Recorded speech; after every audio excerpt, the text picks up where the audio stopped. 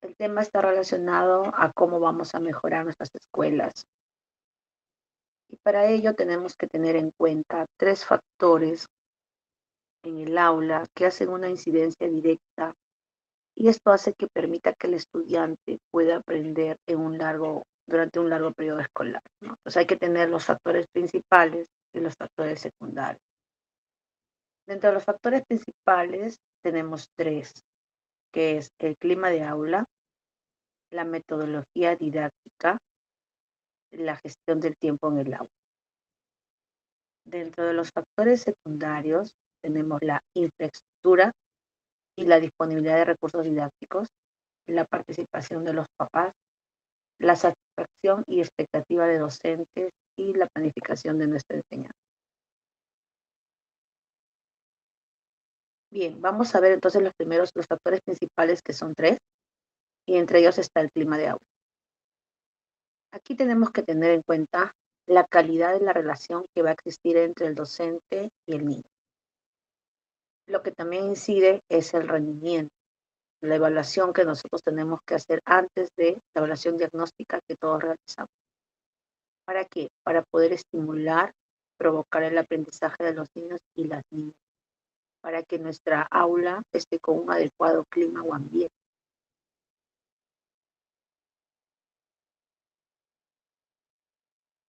que se caracteriza por la incorporación y acogida de intereses y necesidades de los niños y niñas, para que nuestros niños aprendan a sentirse bien con sus compañeros y con el docente. Ahora, esta promoción de la participación y autonomía de los estudiantes tiene que ver con la confianza que hay entre ellos y su docente, el reconocimiento de su vida cotidiana y cómo aprenden. Si todo el tiempo nosotros lo estimulamos, le damos felicitaciones por sus avances, así sean pocos, pues el estudiante se va a sentir en confianza en el aula. Tenemos también que colocar las reglas, las normas de convivencia para evitar la violencia. Ya sabemos que en un aula donde todo el tiempo hay, eh, más que violencia, hay disidencia, pero es el término, donde todo el tiempo los niños se pelean, por ejemplo, ¿no? Entonces, si vemos un aula donde todo el tiempo los niños entran en conflicto, se empujan, se agreden verbalmente o físicamente, que a veces suele pasar, porque los niños no han sido identificados adecuadamente con un trastorno de conducta o un trastorno de TDAH o autismo y no tienen una evaluación para reconocer qué estudiante necesita otro tipo de ayuda, entonces no vamos a poder tampoco hacer que nuestro clima del aula sea el más adecuado. Entonces, por eso es importante identificar a ese tipo de estudiantes para que sean evaluados, ya que nosotras en el aula, si bien es cierto, ayudamos a que esto mejore en una parte, la otra gran parte, que es el 60%, lo tiene que realizar un especialista. Por eso es importante que el niño sea evaluado. ¿Para qué? Para conocer las características que tiene el estudiante y cómo lo vamos a hacer. Normalmente, según el grado del diagnóstico que tiene. Si vemos que es un TDAH que no está evaluado, que no recibe medicación, que no puede controlarse, que todo el tiempo se escapa del aula, pues por más la mejor docente que seamos, no vamos a poder controlar porque el niño necesita una ayuda neurológica. Entonces, por eso que ustedes tienen que identificar a los estudiantes que requieran ayuda para que ustedes puedan tener un buen clima en el aula. El siguiente punto es la metodología didáctica. Esto se va a referir a los aspectos de la metodología que nosotros trabajamos dentro de las actividades y de aprendizaje. Ahí se va a incluir tanto actividades que proponemos dentro de la dinámica como también acciones para atender a la diversidad. El uso de recursos didácticos, estrategias de evaluación y retroalimentación. Las clases que los niños, en las que los niños participan activamente, se les tiene que ofrecer un repertorio variado de actividades, donde preferentemente deben ser lúdicas, sobre todo en los niños de inicial y los niños de tercer ciclo, ¿no? Son más pequeñitos. De esta forma vamos a poder potenciar el trabajo colaborativo entre ellos, ya que van a ser una muestra donde ellos van a poder ser más eficaces en su rendimiento escolar.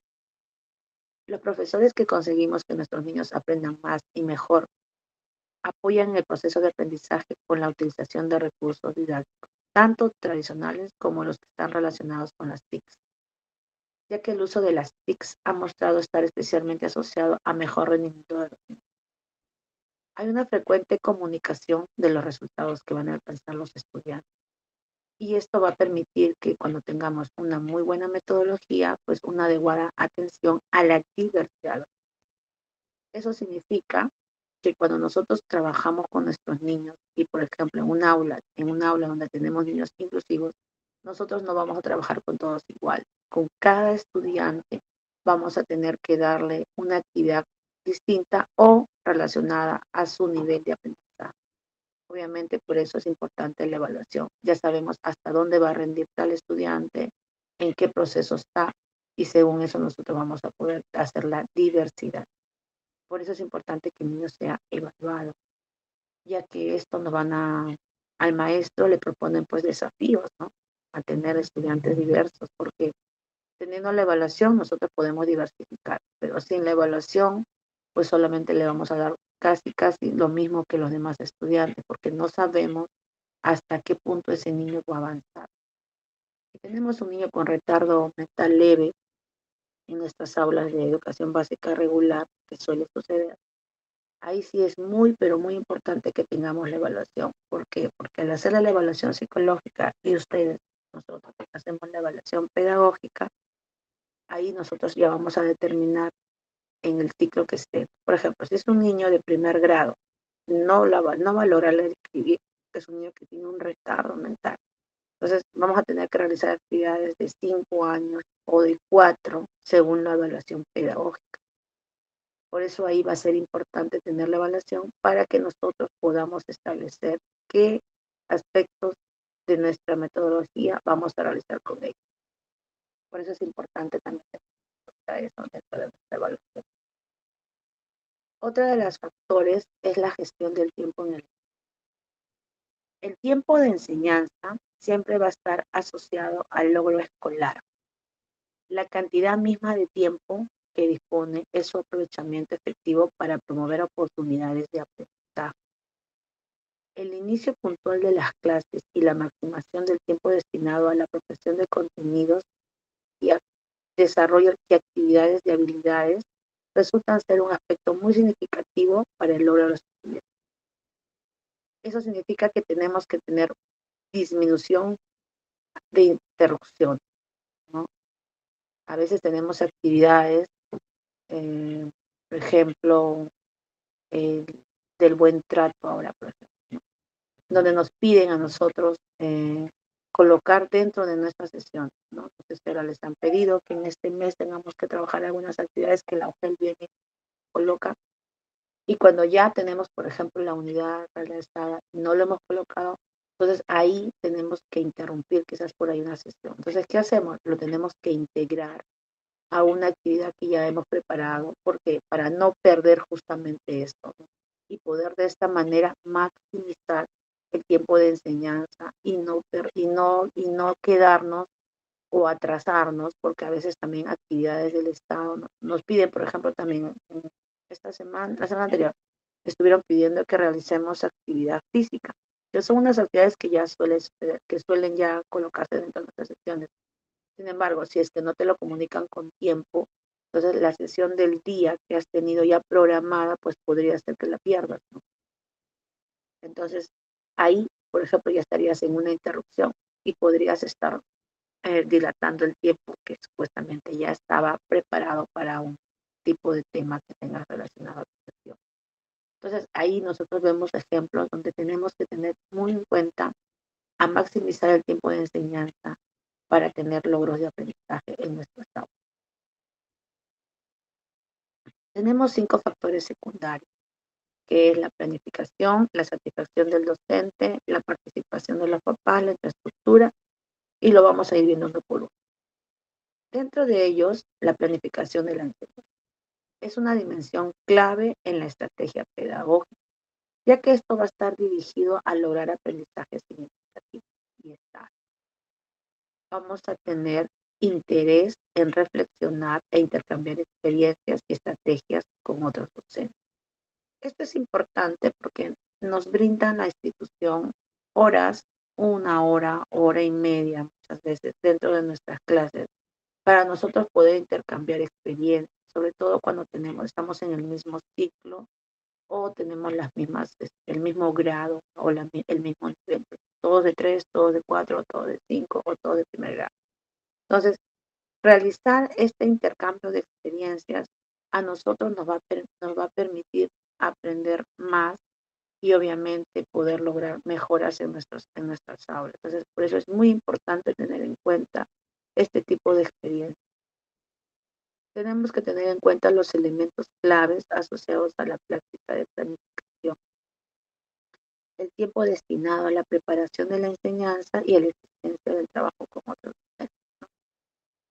La adecuada planificación para el trabajo a realizar en el aula va a permitir que los docentes puedan adelantar y disponer los elementos.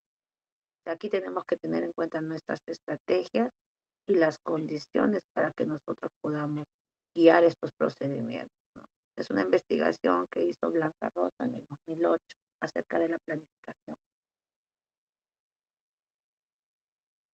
Dentro de la planificación también es importante que nosotros consideremos no muchas actividades. Siempre nos dicen eso los monitores, ¿no? O los especialistas cuando van a monitorear. Y nos dicen eso, ¿no? De que no tendremos 3 competencias o 4 competencias, que es, perdón, este, desempeño, que solamente nos quedemos con un solo desempeño, de tal forma que así se pueda maximizar el logro de mismo durante la sesión. Entonces eso también hay que tener en cuenta dentro de nuestra planificación del aula. Bien, ahora veamos acerca de la satisfacción y expectativa de los docentes. Esto está directamente relacionada con el factor clima del aula. Está en el nivel de satisfacción del docente con estudiantes y la escuela. Las expectativas del docente hacia el aprendizaje de los niños y hacia el futuro educativo de estos, pues puede producir una satisfacción profesional, pero está también enlazada con expectativas que tenemos respecto a los niños. Un profesor eficaz debe tener altas expectativas hacia él, además de darle a conocer esas altas expectativas. Aquí les puedo yo proporcionar un ejemplo de tener altas o bajas expectativas. Cuando solemos estar con niños o sea, cuando tenemos niños de 3, 4 y 5, por ejemplo en inicial, ustedes logran subir con sus chicos. Ahí la satisfacción y la expectativa que ustedes tienen no va a haber mucha dificultad porque ustedes ya conocen a los niños desde pequeños hasta 5.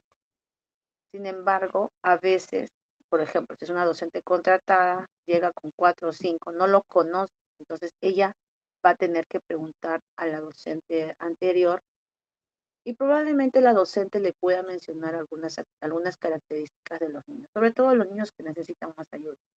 Entonces, eso hace que la docente pueda que ya no tenga una expectativa alta de los niños, sino una expectativa baja. Y eso puede influir. Entonces, ahí hay que tener mucho cuidado cuando nuestros colegas de un ciclo anterior o de un grado anterior nos mencionen características. Solamente hay que apuntarlo, pero lo más importante siempre que nos piden a nosotros para poder tener una buena, es empezar de cero y que siempre tengamos la expectativa alta, nunca baja, ¿no? Siempre estar pensando que vamos a poder lograr más, aunque el niño tenga, pues, ¿no? Obviamente teniendo en cuenta sus características, ¿no? Su evaluación. Sabemos, por ejemplo, que es un niño con retardo mental leve, pues la satisfacción, así sea alta, sabemos que lo que podemos lograr es según la evaluación, nada más. Y eso es lo que yo voy a lograr, esa es mi expectativa. Pero no puedo decir, no, con él solo voy a lograr lo de 4 años, nada. Y eso, ahí me quedo, no. Si yo veo que el niño avanza, sigo con 5. Y si sí avanza, sigo con lo de primer grado. Esa es la expectativa alta. Pero no es limitarlo, no, solo hago hasta 4 y ahí me quedo. No. esa no sería una expectativa alta. Entonces, ustedes en un aula, sobre todo inclusiva, siempre tenemos que tener las mayores expectativas de tal forma que así podamos lograr lo mejor para ellos y de tal forma también podamos nosotros lograr la meta para un mejor logro aprendizaje de cada uno de nosotros.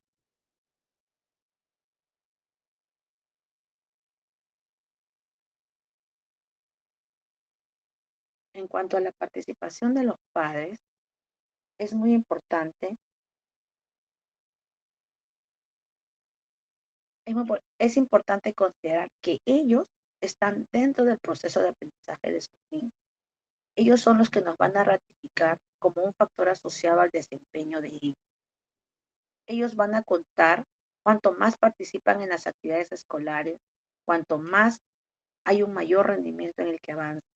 Ellos no solo van a ratificar el hecho de que los estudiantes que muestran sus mejores resultados, sino que participan, que validan, que legitiman desde los docentes, abriendo espacios y estrategias para articularse con los papás en el trabajo formador. Entonces, nosotros sabemos que aquí los papás son una herramienta importantísima, son un factor importante dentro de la enseñanza-aprendizaje de su. Si nosotros tenemos papás que participan, que envían sus trabajos, que los apoyan en casa, que se esmeran porque su niño tenga lo mejor dentro de lo poco que tenga, ¿no? Tampoco decimos pues, grandeza, pero mientras el papá se sienta con su niño, estudia, practica, envía sus trabajos, envía sus acciones, y vemos que es su papá que está todo el tiempo activo, pues entonces eso a nosotros nos va a permitir poder tener logros de aprendizaje y obviamente docentes satisfechos, ¿no? En cambio, si tenemos por el contrario papitos que no quieren participar, papás que todo el tiempo se quejan, que no tengo, o sencillamente no contestan o están ausentes, pues obviamente ahí tenemos un factor de que nos va a limitar. Queremos, a pesar de que tengamos altas expectativas con ese niño, ya el logro que vamos a tener pues va a ser nada más un 40 o 30% y no al 100%. ¿Por qué? Porque no tenemos el apoyo de papá. Solo está la docente y es poco, ¿no? Siempre en las reuniones de las aulas que nosotros hagamos con nuestros papitos, siempre tenemos que decirle que es 30% nosotros, 30% el niño y 60% ellos, de tal forma que así ellos se den cuenta que, que ellos son clave para el logro de aprendizaje de su niño, que no es solamente el docente, que no solamente es el niño, sino que son ellos los que tienen que todo el tiempo apoyarnos, ayudar. Ahora, eso es en el respecto al aprendizaje. Y ahora, si tenemos niños inclusivos, también tenemos que tener el apoyo es más todavía, porque al niño, según la discapacidad que tenga, ¿no? Por ejemplo, si es una discapacidad visual, el padre de familia nos tiene que apoyar con los materiales visuales para que el niño pueda, no, perdón, los materiales auditivos para que el niño pueda escuchar. Ahora, si es un niño con discapacidad auditiva, obviamente lo que es todo lo que es para manipular. Entonces, esa elaboración de materiales son los papás los que nos tienen que apoyar para que el niño lo pueda aprender, ya que la maestra pues no puede tampoco elaborar tantos materiales para sus niños, para cada uno, siempre le va a faltar tiempo y eso puede hacer que la docente se agote y al agotarse no va a poder rendir. Entonces, por eso que aquí en niños con discapacidad la maestra siempre va a necesitar el apoyo de los papás, sobre todo en niños con discapacidad, mucho más todavía. Si ya con los niños de educación básica regular necesitamos la ayuda, con niños con discapacidad es más. Ahora, si es un niño con retardo mental, también le podemos dar estrategias para que pueda trabajar, sobre todo niños pequeños, por ejemplo, el lenguaje. El lenguaje es lo primero que se va a trazar. Entonces, ahí, el cuaderno de estimulación del lenguaje, ustedes tienen que trabajar de la mano con los papás para que ellos les ayuden a ustedes a elaborar. Ustedes les guían, ya, colocan esto acá, la foto, el nombre, y eso van elaborando. Ustedes le van guiando y el papá tiene que ir elaborando ese cuaderno de lenguaje, de estimulación del lenguaje, que va a ser muy importante para ese niño que necesita ser estimulado en todos los aspectos, no solamente el lenguaje. sino también la atención, la concentración, la memoria y todos los aspectos cognitivos que permitan que el niño pueda empezar a desarrollar habilidades. Entonces, ahí, por eso decimos que la participación de los papás es básico e importante en toda actividad que nosotros realizamos dentro de la institución. Otro de los factores está la disponibilidad de los recursos didácticos y obviamente la infraestructura, ¿no? El nivel de satisfacción de los docentes aparece fuertemente relacionado con las condiciones físicas de las salas de clase. No es lo mismo estudiar, como hemos visto muchas veces, a nuestros colegas de la selva, que a veces están estudiando a la intemperie, ¿no es cierto? Porque no hay la infraestructura. Que estudiar en un aula, pues no como la que muchos de nosotros tenemos, pues donde está el material concreto, donde no hay mucho ruido, ¿no? Entonces no es lo mismo, ¿no? Entonces eso también es, por eso es un factor secundario, a pesar de ser secundario es muy importante.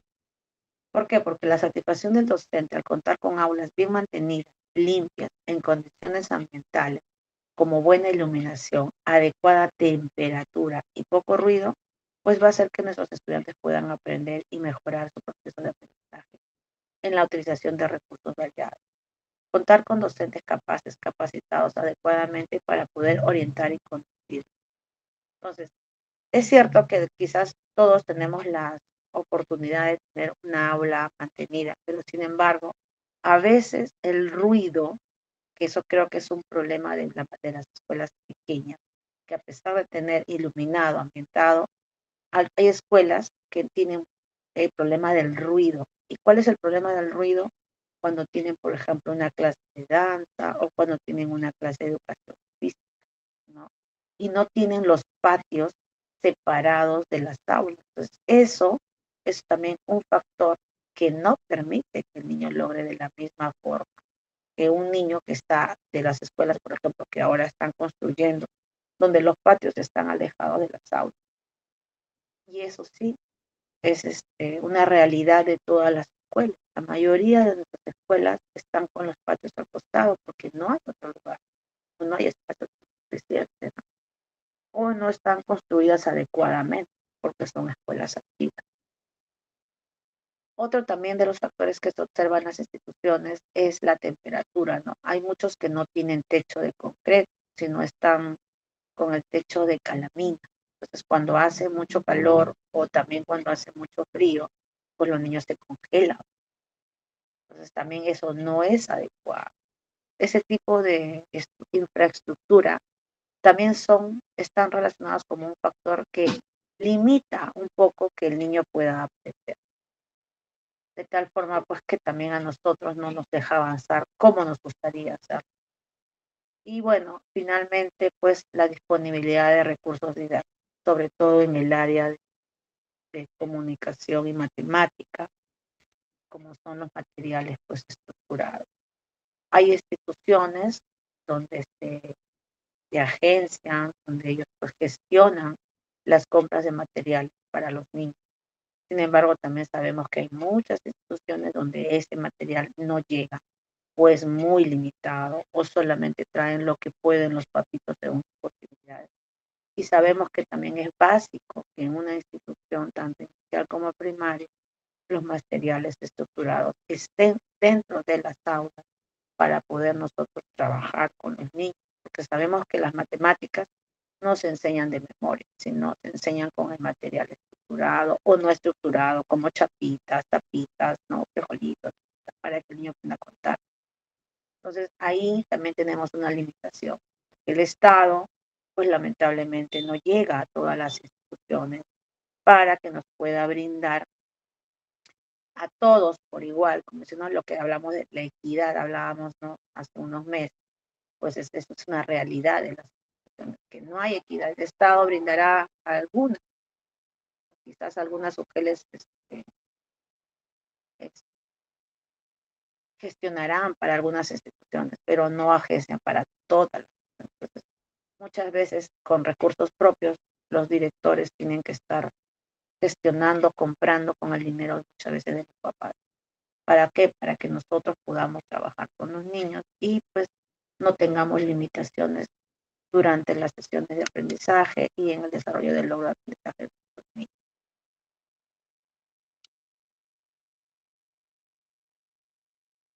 Otra de acá tenemos características del docente.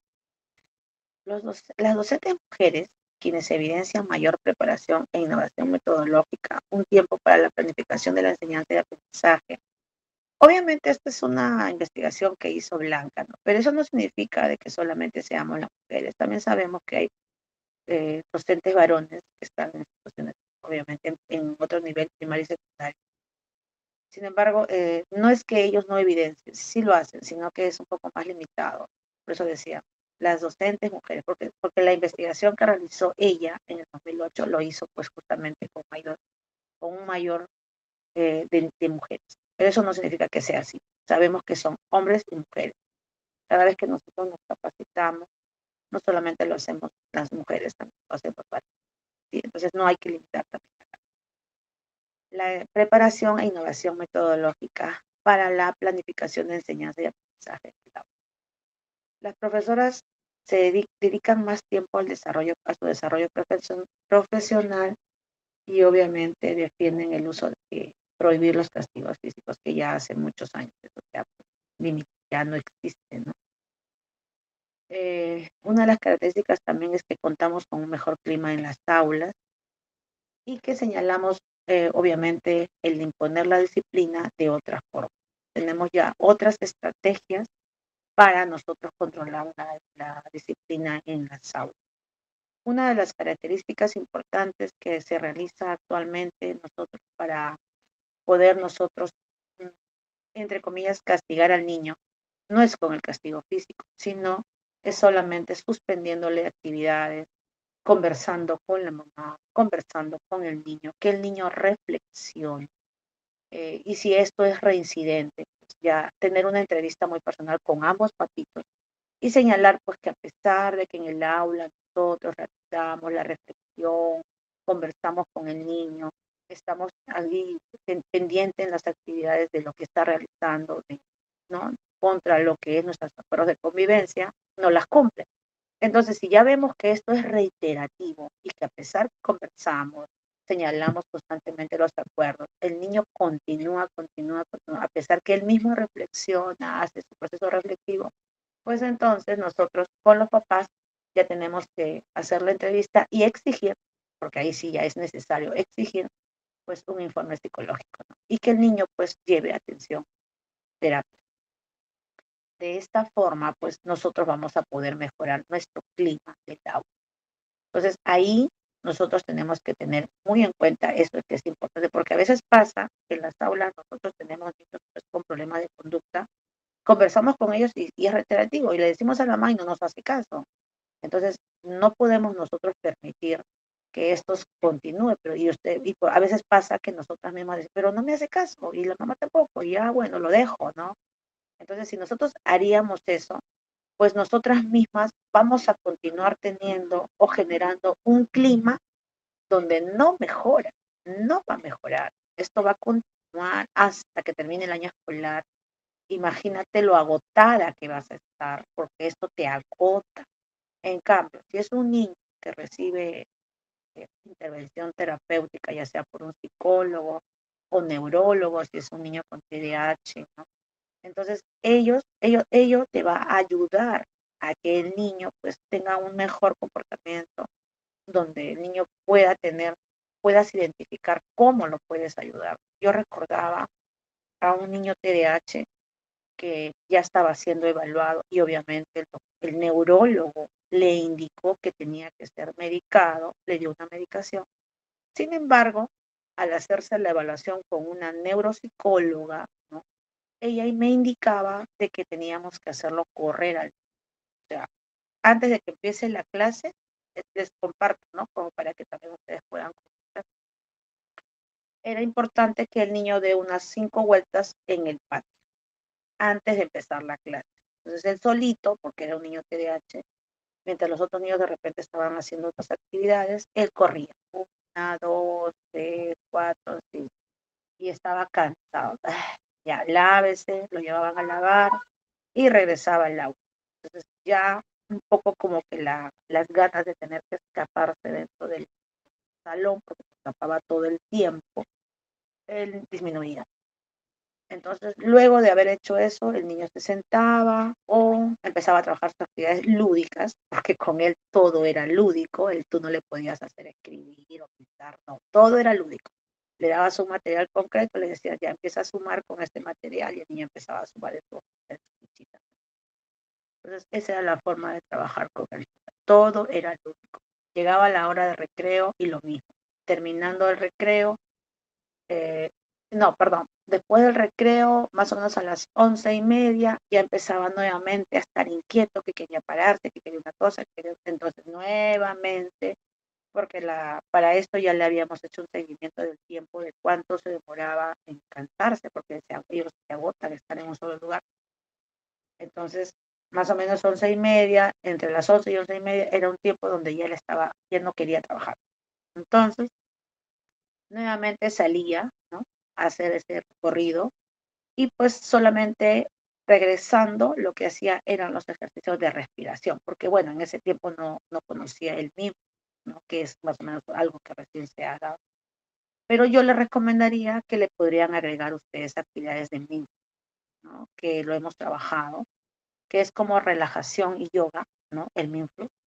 Entonces, esas serían actividades que permitirían pues que nuestro niño de conducta, porque también está relacionada para un niño con problemas de conducta y de creatividad, podamos relacionar, podamos establecerlo como parte de las acciones de nuestras sesiones de aprendizaje para él, ¿no? Cuando hagamos la actividad. Y esas serían pues algunas acciones las que ustedes podrían tener en cuenta para poder mejorar el clima institucional. Y pues de hecho, alguna de estas características nosotros nos va a permitir, ¿no? Poder tener mejoras, sobre todo de niños compulsivos, ¿no? Que es lo que a veces nos suele suceder. No sé si hasta acá tienen alguna pregunta de repente de algunos casitos que ustedes tienen en sus aulas, de repente como para poder señalar cómo poder trabajar con ellos,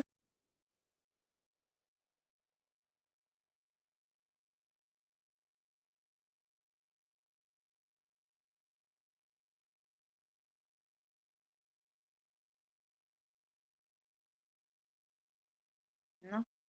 ¿No hay dudas? Ok. Entonces ahora vamos a ver la segunda parte de nuestro trabajo, que es la intervención de los trastornos del habla y la articulación, ¿no? Entonces, aquí para recordar, para que ustedes siempre lo tengan presente, que cuando ustedes hacen sus terapias del lenguaje, tienen que tener en cuenta las cuatro intervenciones: la fonológica, la morfosintáctica, la semántica y la pragmática, que es ya la parte final de la terapia, ¿no? Eso siempre hay que recordar al momento de hacer la intervención para cada uno de los fonemas que ustedes trabajen con sus niños. ¿Está bien? El día de hoy vamos a ver cómo vamos a trabajar el fonema M, que es uno de los fonemas que suele presentarse a los 3, 4 y 5 años, por lo general. Ahora, obviamente, si hay un trastorno por TAC, ¿no? Que es un trastorno que ha habido por un accidente de repente y el niño pierde todas las capacidades que están en su lóbulo frontal, obviamente pues también hay que hacerla nuevamente la, la terapia para que el niño logre nuevamente pues poder procesar esto con él. Suele darse, suele dar. Pero ustedes van a encontrar niños que confunden, ¿no? La M por la B o también a veces por la N, ya al momento de hacer el sonido, obviamente. Entonces, tienen que identificar primero que este fonema tiene una característica bilabial nasal tónica, ¿ya? Eso es importante. Ahora, ¿por qué decimos que es bilabial? Porque el sonido está dentro de los labios, los dientes y la lengua, que es casi similar al sonido que hacemos con la P y la B, pero no es lo mismo, ¿ok? Entonces, eso hay que tener en cuenta. Acá también tiene que funcionar el velo del paladar, ya que el velo del paladar va a descender para que pueda dejar salir el aire por las fosas nasales. Entonces, ustedes intenten pronunciar, ¿no? Ma, me, mi, mo y mu, y se van a dar cuenta que los labios, los dientes y la lengua están cerrados, ¿cierto? Y que cuando hacen la va a vibra toda tu, podríamos decir, de la parte externa, pues vibra el cuello, ¿no? Desde desde la mandíbula inferior hasta el cuello. Entonces, al vibrar todo esto, el niño tiene que colocarse siempre la mano, ¿no? En la mejilla para identificar cómo está vibrando el fonema M. Y él tiene que sentir esta vibración. Cuando sienta esta vibración es porque está en la correcta posición el sonido. Mientras no vibra, eso significa que no lo está haciendo correctamente. ¿Sí? Ahora, una de las dificultades, como les decía, es que este fonema se sustituya por la M o la B. Al dejar salir el aire por la boca, pese a no haber una obstrucción nasal. Ok, hay obstrucciones de las fosas nasales por la que el aire total o parcialmente sale por la boca. Entonces aquí hay que tener en cuenta, por ejemplo, los niños que tienen gripe, no vamos a poder hacer la terapia, sobre todo en el fonema M. Tenemos que esperar que el niño esté sano. ¿Por qué? Porque al tener mucha mucosidad nasal, no va a poder realizar las actividades adecuadamente. Entonces, si están delicados, ¿no? Están enfermos, están con tos, están con bronquios, están con gripe, es mejor eh, esperar que estén sanos para que regresen a terapia, porque no lo va a poder lograr. Va a ser una dificultad muy grande por el tema de la respiración. Entonces, ahí también ustedes tienen que tener en cuenta este factor, ¿sí? También tienen que tener en cuenta cómo suena. Miren, observamos. Nosotros respiramos, miren ahí el sonido, cerramos la boca, inclusive los labios también se juntan, están abiertos, para que pueda pronunciar correctamente la M. Entonces los niños tienen que cerrar los labios y el sonido va a ser solo nasal, no hay boca abierta. Entonces si está enfermo, no va a poder cerrar su boquita porque por ahí está respirando. El niño que está constipado, con gripe o con tos o con bronquios, pues le dificulta poder realizar este sonido. Por eso es importante tener en cuenta su estado de salud, ¿sí? Ahora, es importante que cuando hagan la imitación del sonido, nos vean a nosotros como modelo y también pues le mostremos el espejo para que él mismo se vea como se le está saliendo igual o diferente a como nosotros o a la imagen que observa. Pues esta imagen le va a servir mucho al estudiante a poder verificar si hace una correcta pronunciación del sonido. Luego le podemos agregar imágenes, ¿no? Por ejemplo, aquí de un monito, para que pronuncie cada uno de los fonemas. Mi, me, ma, mo, mu, ¿no? En el cuaderno de terapia, ustedes pueden agregar así una imagen y hacerle un seguimiento, ¿no? Es más, yo les recomendaría, si bien en un momento podría hacer con el plátano para que llegue el monito, también podría hacer al costado con imágenes con las que empiezan, por ejemplo, aquí un melón, una manzana, ¿no?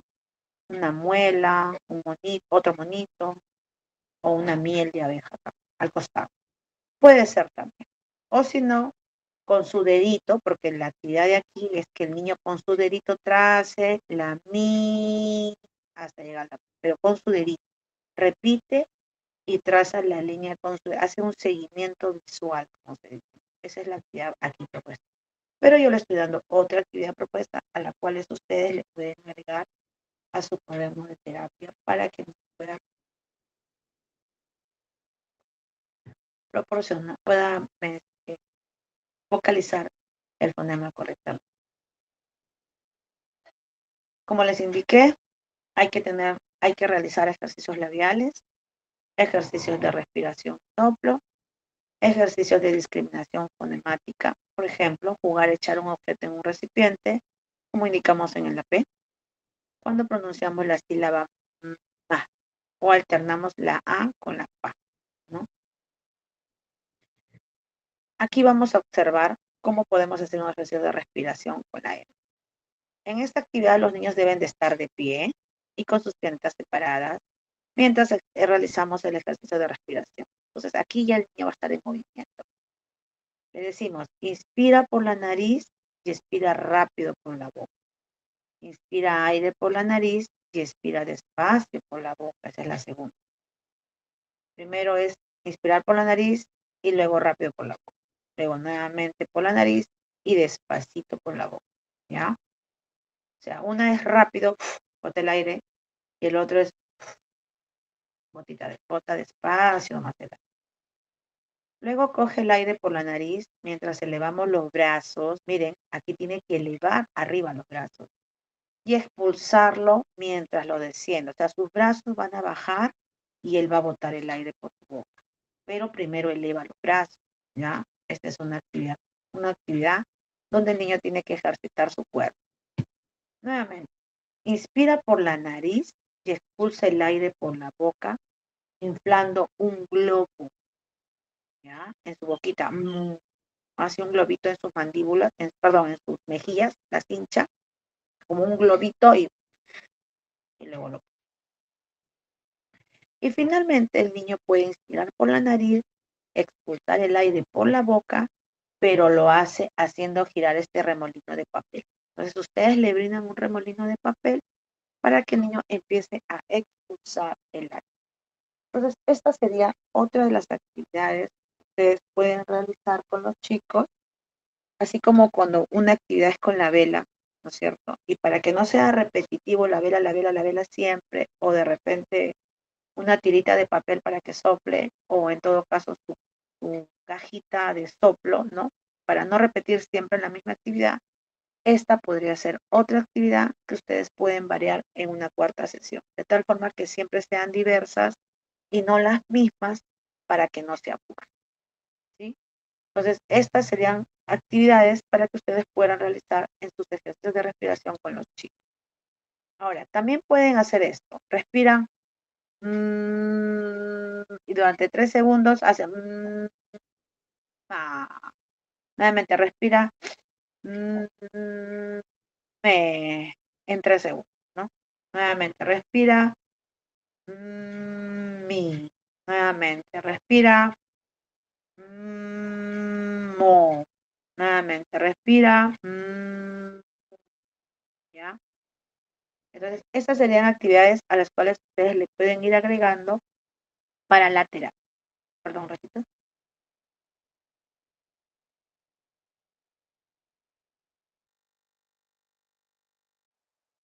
Bien. Otro de los, aquí también les he traído algunos modelos de qué ejercicios linguales de la mandíbula y de la úvula ustedes pueden realizar. Ustedes pueden hacer vibrar los labios como el ruido de la moto, ¿no? Donde ustedes hacen ese sonido 3 repeticiones. Los labios son con un sonido y empiezan a vibrar los labios. Entonces, ese sonido es muy importante también como un ejercicio para realizar con los chicos. Otro es que saque y meta la lengua de la boca y mover la lengua hacia los lados, que son ejercicios que ya les he brindado con imagen, ¿no? Pero aquí se los identifico porque son estos importantes para el fonema M, principalmente estos dos. Los demás pueden hacer, pero principalmente estos dos son básicos para que el fonema M salga un poquito más rápido, ¿no?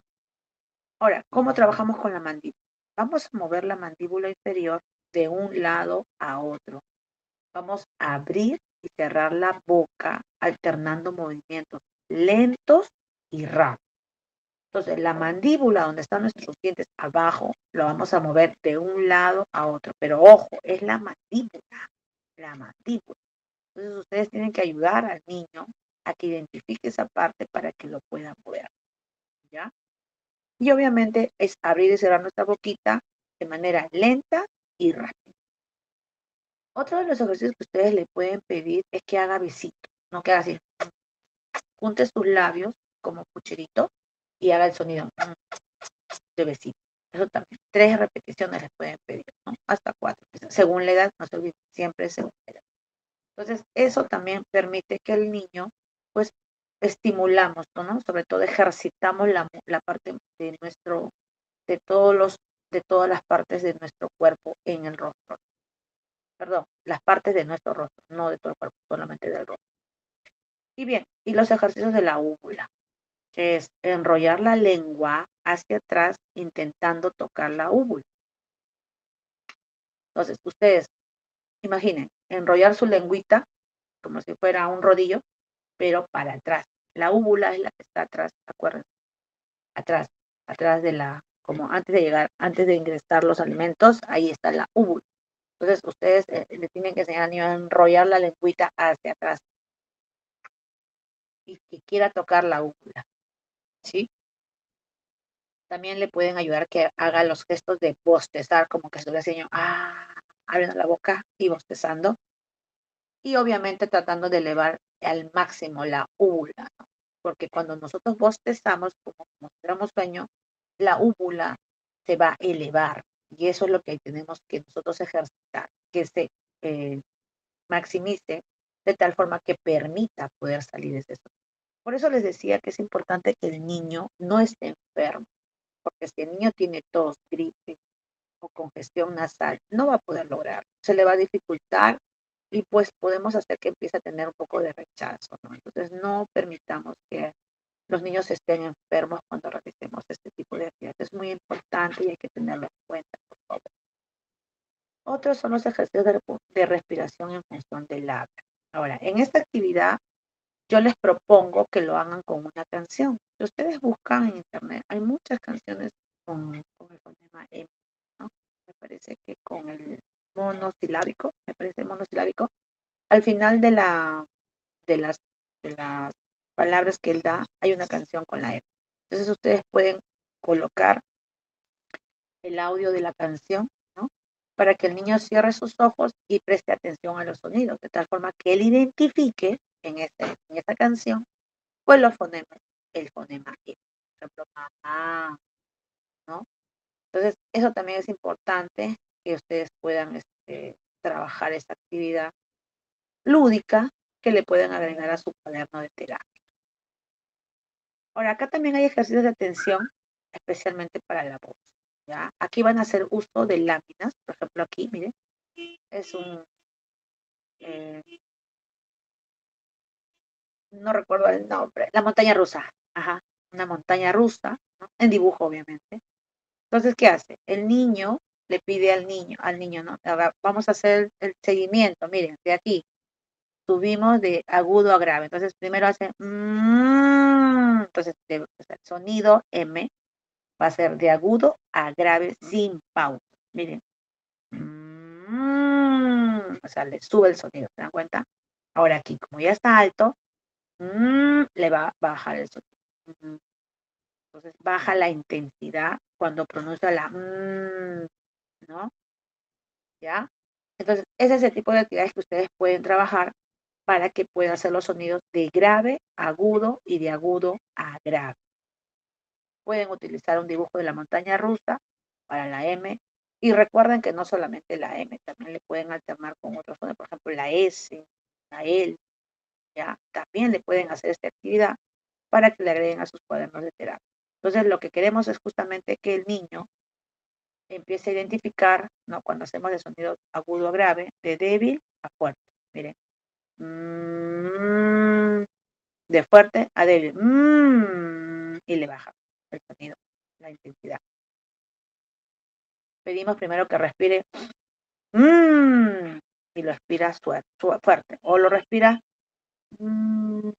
y lo expira débil. ¿Ya? Pueden hacer esos intercambios de sonidos siempre con la respiración, no se olviden. Y que le pidamos que cambie la acentuación con pausas o sin pausas también al momento de expirar. O sea, primero respira y luego lo expulsa de débil a fuerte o con pausas o sin pausas o puede ser aguda o grave, ¿ya? Esas son actividades que ustedes pueden colocar dentro de su terapia. Otro es el desarrollo de la atención auditiva. Importante también que él escuche el sonido cuando nosotros pronunciamos. Le vamos a pedir al niño que se siente en una silla con los ojos cerraditos, le colocamos las diferentes posiciones y se reproducirá el sonido de diversos animales que contengan el fonema M. Por ejemplo, la vaquita. Mu. Y él tiene que identificar quién es la vaca. Nosotros hacemos me. Y el niño, ¿quién es? El chivo. Hacemos miau. Y el niño dice el gato. Entonces, una vez reproducido y escuchado el sonido, le vamos a pedir al niño que adivine de dónde viene el sonido. Es decir, si lo escuchó adelante, detrás, a la izquierda o a la derecha. Primero identificamos el nombre, ya está. Perfecto. Pero también le podemos agregar posiciones donde el niño esté. ¿Dónde lo escuchaste? Adelante tuyo, detrás tuyo, a tu izquierda, a tu derecha. Entonces, aquí no solamente estás trabajando el lenguaje, también estás trabajando el espacio temporal, ¿cierto? Y el niño va a ubicar posiciones, derecha, izquierda, adelante. Entonces, mira, aquí de verdad es una actividad bastante diversa que ustedes también la pueden trabajar dentro de sus sesiones de aprendizaje. Y estarías trabajando la atención auditiva. Otra, y siempre hay que tener en cuenta que hay que trabajar frente al espejo, pedimos que esconda los labios, que tome aire, repite por 10 segundos. Obviamente, colocar su mano en la mejilla para que él pueda sentir la vibración al momento de pronunciar. Eso, por favor, hay que tener siempre en cuenta en la M espástico. Inclusive cuando le enseñamos a escribir, también siempre le pedimos eso, que coloque su mano en la carita y que suene para que lo identifique al momento de pronunciar y cuando lo escriba, cuando ya estén en la escritura, ¿no? Que sujete sus labios y repite el fonema me. Para esta actividad se le va a presentar al niño tarjetas a las cuales van a estar mezcladas. El niño debe proceder a agrupar estas tarjetas de acuerdo a su relación fonética. Posterior a ello la vamos a ubicar en el casillero del fonema que corresponde. Por ejemplo aquí, malo, palo. ¿Cuál es? Entonces el niño va a identificar el mal, ¿no? Mano, pato. Entonces dice, correcto es mano. ¿Cómo se pronuncia? Como les decía, a veces el niño sustituye la M por la P. Entonces, y va a pensar que está diciendo pato, cuando en realidad debe de decir mano. ¿Sí? Entonces aquí el niño tiene que identificar estas tarjetas, porque aquí lo que tienes que trabajar es la discriminación de sonidos correlativos con relación al detector de fonema. Lo que tiene que identificar es todas las que lleven la esa es la idea de este juego. Y estás trabajando en discriminación auditiva. Acá tienen una actividad para la memoria.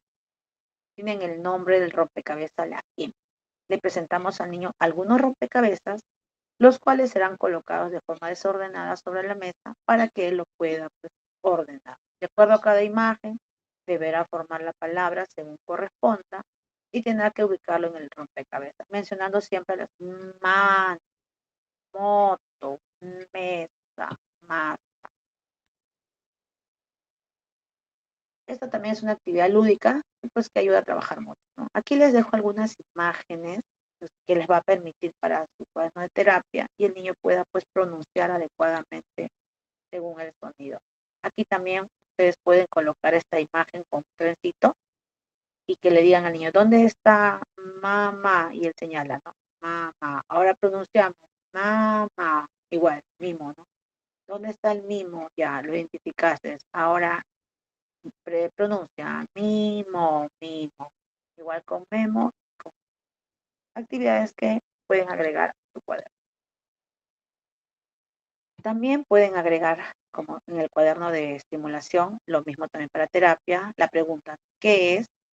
Y ahí está, mesa, y también está la imagen, que es básico para que el niño pueda repetir cada una de las palabras que nosotros le vamos a dar, donde esté la pronunciación, ¿no? Que mochila, así que es con la palabra. Entonces, estas imágenes pueden ustedes usarlo para colocarlo en su cuaderno de terapia cuando ya empiecen a trabajar ya palabras al inicio. Acá también mano y la mano. Igual con la pregunta que es mano, muñeca,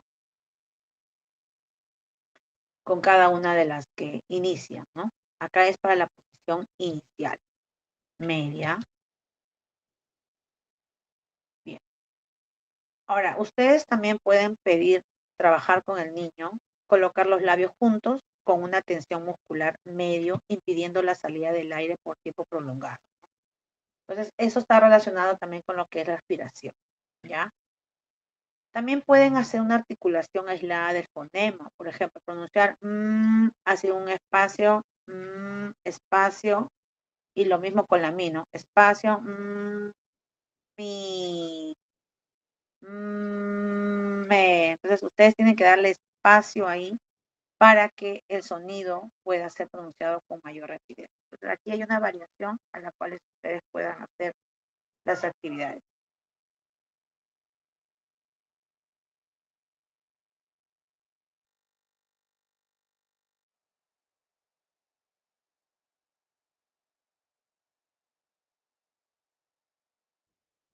Otra de las actividades son las onomatopeyas, ¿no? Que son los sonidos de los animales que lo vimos en la parte de discriminación. Pero aquí les traje algunas imágenes para que ustedes... Ay, perdón, repito.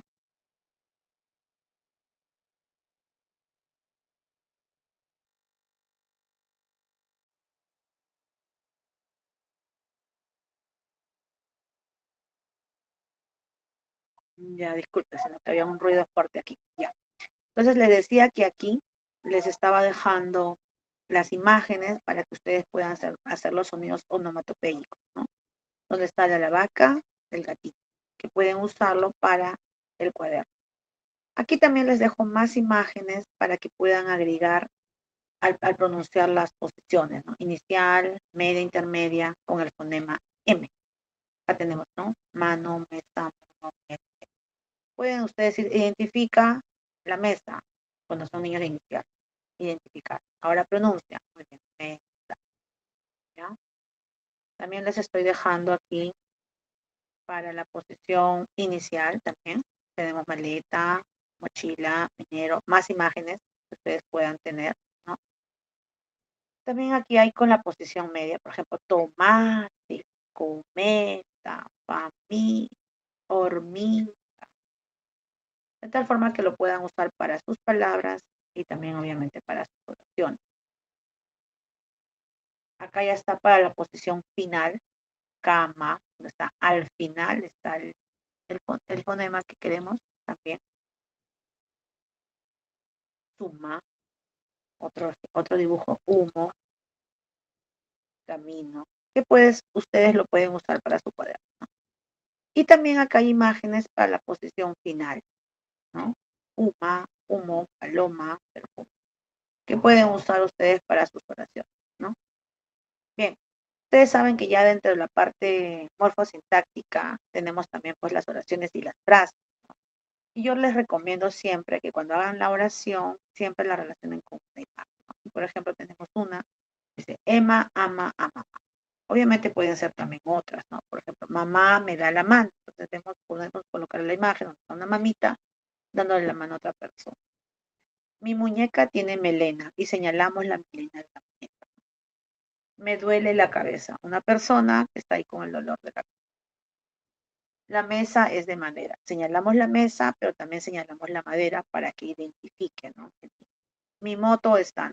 Y colocamos una moto y de repente le resaltamos en la moto así como estrellitas como para que se vean nuevas. Entonces, de esa forma estaríamos colocándole imágenes a las frases a las cuales ustedes van a poder pronunciar. Luego vienen los versos. Ay, disculpen la vida. Un minuto, por favor.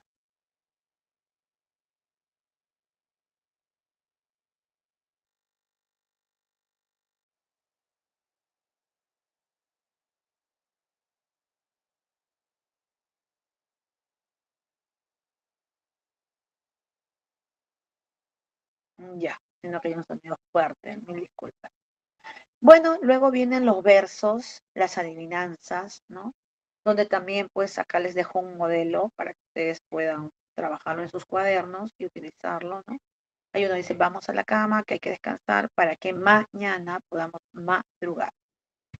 En el momento que ustedes lo escriban en el cuaderno, la M, mo, por ejemplo, aquí estás pueden escribirlo con otro color, ¿ya? De tal forma que se resalte, ¿no? Y el niño al momento de pronunciar se dé cuenta también cómo lo va a tener que hacer. Esa es una recomendación. Lo mismo para las adivinanzas. También pueden hacer eso. Acá hay otro ejemplo, ¿no? De adivinanzas, de frases, versos que pueden trabajar también, donde tienen que resaltar para que el niño pueda hacer una adecuada pronunciación. Mi mamá me mima y yo mimo a mi mamá, ¿no? Trabalenguas, mamá no me mires, que miran que nos miramos y verán en tus ojos que nos amamos. Ahí están las trabalenguas. Bien, entonces no se olviden que esas actividades pues nos van a permitir a nosotros poder trabajar adecuadamente de tus terapias. ¿Alguna consulta?